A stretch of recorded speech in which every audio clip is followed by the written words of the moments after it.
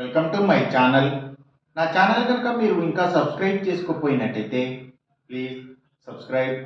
ఈరోజు మనం ఈ వీడియోలో 17 జనవరి 2025 అంటే శుక్రవారం రోజు స్టాక్ మార్కెట్ ఏ విధంగా ఉండబోతుంది అనే ప్రెడిక్షన్ వీడియోని మనం చూద్దాం. అసలు శుక్రవారం రోజు ఓవరాల్గా స్టాక్ మార్కెట్ ట్రెండ్ ఎలా ఉండబోతుంది అనేది తెలుసుకునే ముందుగా ప్రీ మార్కెట్ సెషన్ గురించి మనం ప్రెడిక్ట్ చేయాలి అంటే అంతకన్నా ముందు రోజు అంటే Friday, Thursday American stock market Nasdaq mixed ట్రెండ్గా మూవ్ అయ్యే అవకాశం ఉంది. అలాగే ఇక నెక్స్ట్ రోజు అంటే ఫ్రైడే మార్నింగ్ టైము ఒక నెగిటివ్ ట్రెండ్ని చూపించే అవకాశం ఉంది. ఏషియన్ మార్కెట్స్ ఒక నెగిటివ్ మూవ్మెంట్ని చూపించే అవకాశం ఉంది. సో అలాంటి నెగిటివ్ ట్రెండ్ బిగినింగ్ మనకు దొరికిన తర్వాత మన మార్కెట్ ఓవరాల్ ట్రెండ్ మనం చూడాలి అంటే అది మిక్స్డ్ ట్రెండ్గా మూవ్ అయ్యే అవకాశం ఉంది. సో ఆ మార్కెట్ మూవ్మెంట్ అనేది గ్రీన్ పాయింట్స్కి రెడ్ పాయింట్స్కి మధ్యలో కూడా మూవ్ అయ్యే ఛాన్స్ ఉండే రోజుగా మనం ఈ శుక్రవారాన్ని చెప్పుకోవచ్చు. అలాగే సేమ్ బ్యాంక్ నిఫ్టీ కూడా మిక్స్డ్ ట్రెండ్గానే మూవ్ అయ్యి ఆ మార్కెట్ వోలటాలిటీ అనేది ఎక్కువగా ఉండి గ్రీన్ మార్క్స్కి రెడ్ మార్క్స్కి మధ్యలో కూడా మూవ్ అయ్యే ఛాన్స్ ఉండే రోజుగా మనం ఈ శుక్రవారాన్ని చెప్పుకోవచ్చు. నిఫ్టీ ఐటీ మాత్రం నెగిటివ్గా ట్రెండ్ అయ్యే అవకాశం ఉంది.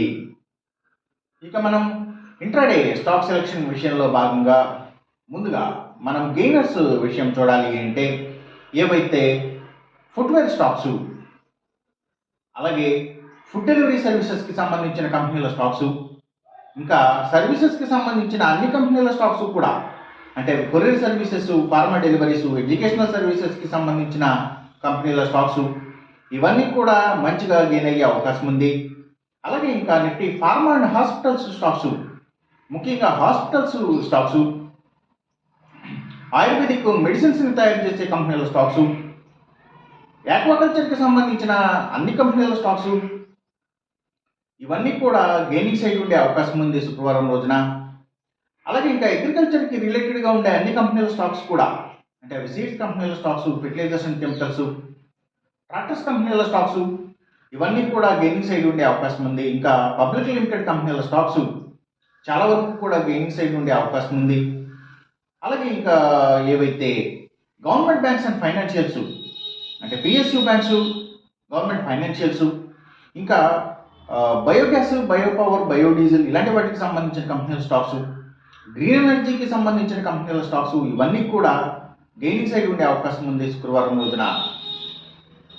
ఇక మనం ఇంట్రాడే లూజర్స్ విషయం చూడాలి అంటే ఏవైతే స్టీల్స్, ఐటీ స్టాక్స్, ఇంకా సిగరెట్ కంపెనీల స్టాక్స్, స్పిరిట్స్ అండ్ బ్రోవరీస్కి సంబంధించిన కంపెనీల స్టాక్స్ ఇవన్నీ కూడా ఎక్కువగా నెగిటివ్గా ట్రెండ్ అయ్యే అవకాశం ఉంది.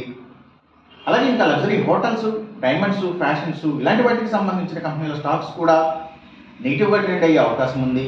ఇంకా FMCG sector stocks, foods and beverages కంపెనీల స్టాక్స్ కూడా కొంత డౌన్ ట్రెండ్ని చూపించే అవకాశం ఉంది శుక్రవారం రోజున.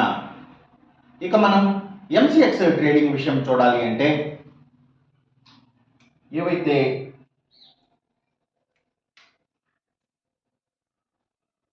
గోల్డ్ ప్రైసెస్, అలాగే సిల్వర్ ప్రైసెస్, ఇంకా crude oil and natural gases prices